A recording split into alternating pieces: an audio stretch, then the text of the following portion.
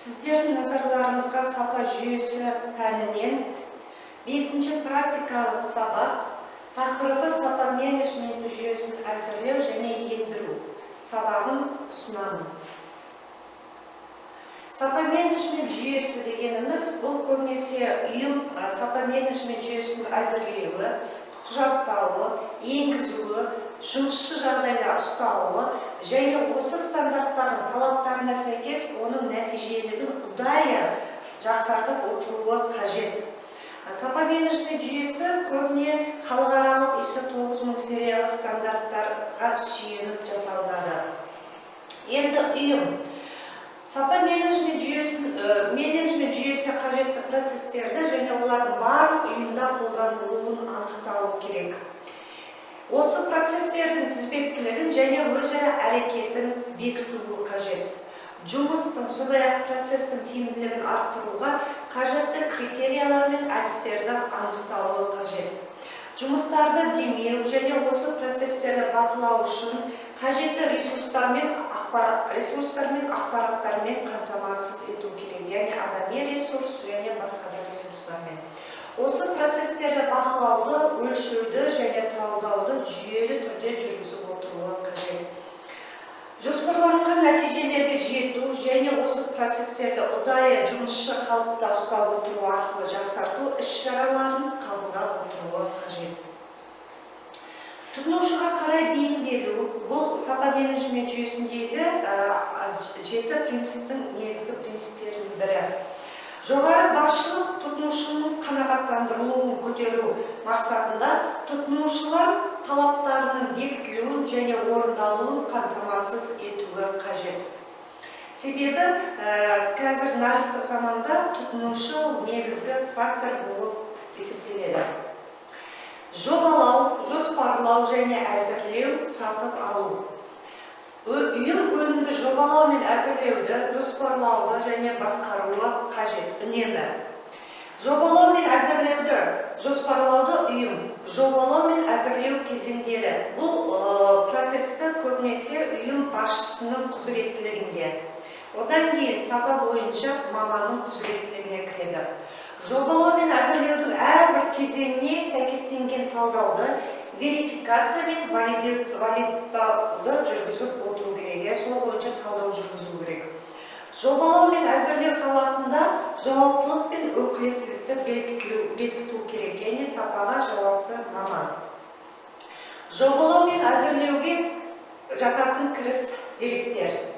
Өнім қойылатын талаптарға қатысты кіріс деректер анықталуы керек, ал жазбалар жұмысшы қалыпта ұсталуы керек.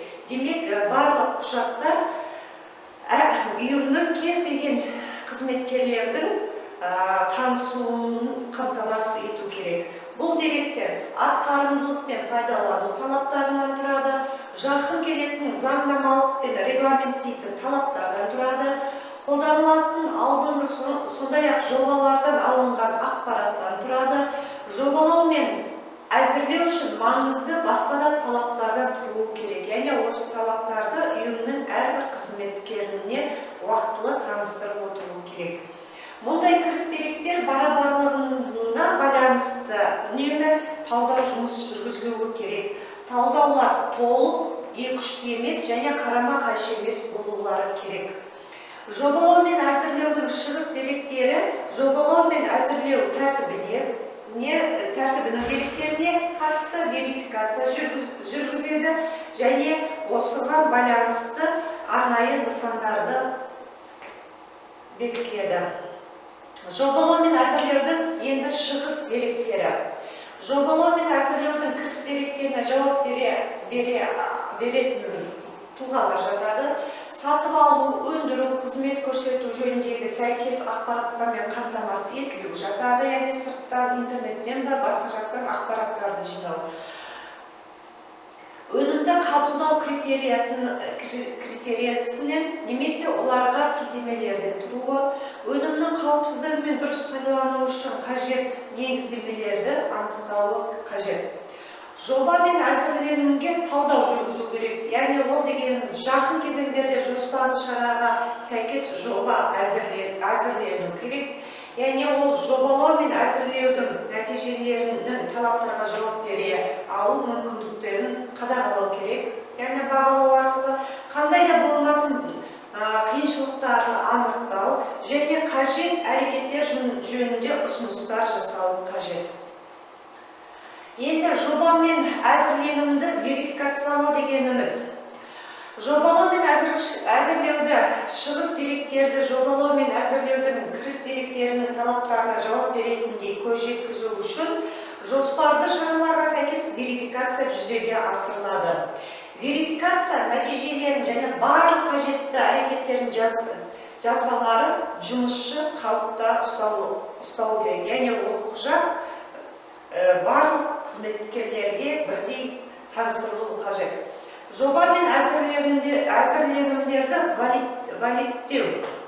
Жоба мен әзірленімді валидтеу нәтижесінде алынған өнім белгілі бір жерде бекітілген, қолданылған және ұсынылатын пайдалану талаптарына жауап бере алатынына көз жеткізу мақсатында жоспарлы шаралармен сәйкестендіру жұмыстары жүргізілуі қажет.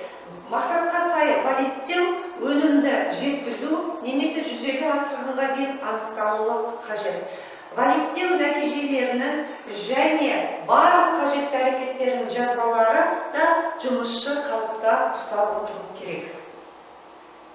Жоба мен өзгерістерді әзірленім бойынша болатын кездесетін өзгерістерді басқару. Жоба мен әзірленім өзгерістері сәйкестендірілуі керек міндетті түрде өзгеріс болған жағдайда, ал сонымен қатар жұмысшы қалыпта ұсталынып отыру керек. Өзгерістер міндетті түрде талдануы керек, верификациялануы керек. Сатып алу процесі. Үйім сатып алынатын өнім сатып алуларға бекітілген талаптарға сәйкес болуын міндетті түрде қамтамасыз етіп отыру керек. Жеткізуші мен сатып алушы, яғни өнімге қатысты қолданылатын басқару түрі мен деңгейін, сатып алынған өнімнің кейінгі өнімді өндіруге немесе дайын өнімге әсер етуіне байланысты болуы қажет.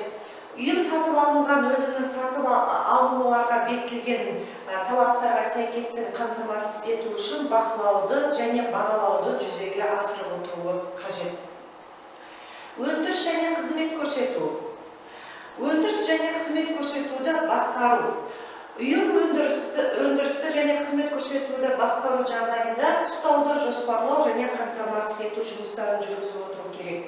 Басқару жағдайлары, егер бұл мақсатқа сай келетін болса, өнім мінездемесін, яғни сипаттамасын суреттейтін ақпараттың болуы, яғни өнімнің сыртындағы этикеткасында міндетті түрде болу керек. Қажетті жабдықтарды қолдану. Мониторинг және өлшеу құралдарының болуы және оларды қолдану.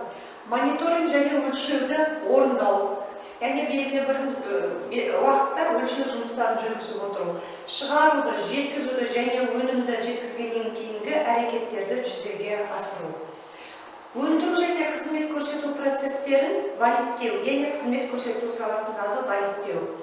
Үйім кейінгі мониторинг және өлшеу арқылы тексерілмеуі мүмкін жиынтықты шығыс деректерді өлшенбейтін өндіру мен қызмет көрсетудің барлық процестері бекітілуі қажет. Оған жетіспеушіліктері өнім пайдалануға түскеннен кейін барлық процестер жатады.